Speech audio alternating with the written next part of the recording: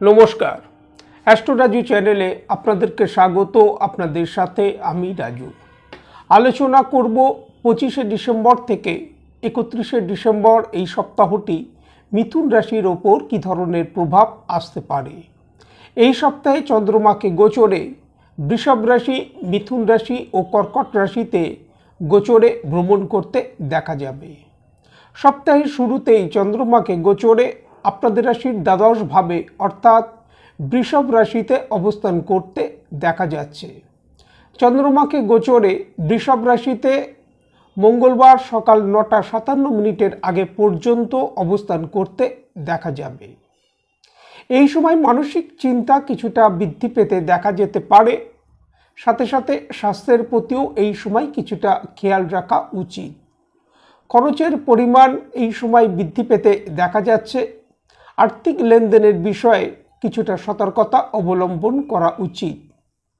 এই সময় কাউকে অর্থ ধার দেওয়া উচিত নয় বা কারোর কাছ থেকে অর্থ নেওয়াও উচিত নয়। এনিমিদের এই সময় সক্রিয় হতে দেখা যাচ্ছে, এই বিষয়ে খেয়াল রাখা উচিত। কমিউনিকেশন সেক্টর বা এডুকেশন সেক্টরের ক্ষেত্রে লাভপ্রাপ্তি আসতে দেখা যাচ্ছে।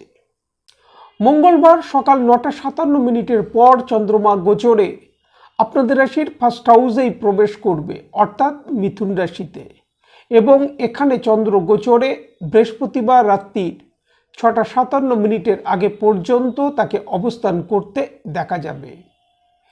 ব্যবসা বাণিজ্য কর্মক্ষেত্রে অগ্রগতি এই সময় আসতে দেখা যাচ্ছে। আর্থিক দিক থেকে লাভপ্রাপ্তি আসতে দেখা যাচ্ছে, তবে খরচের পরিমাণ কিছুটা বৃদ্ধি পেতে দেখা যেতে পারে। মন কিছুটা বিচলিত হতে পারে এই সময়।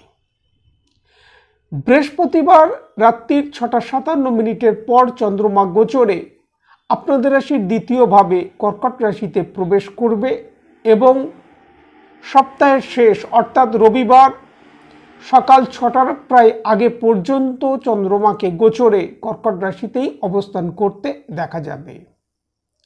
আর্থিক দিক থেকে লাভপ্রাপ্তির সম্ভাবনা দেখা যায়। কর্মক্ষেত্রে এই সময় অগ্রগতি আসতে দেখা যাচ্ছে। ব্যবসায়িক ক্ষেত্র থেকেও লাভপ্রাপ্তির সম্ভাবনা দেখা যায় সপ্তাহের শেষ ভাগে। তবে এই সময় যে কোনো ডিসিশন নেবার ক্ষেত্রে কিছুটা সতর্কতা অবলম্বন করা উচিত। আজ এই পর্যন্ত। নমস্কার।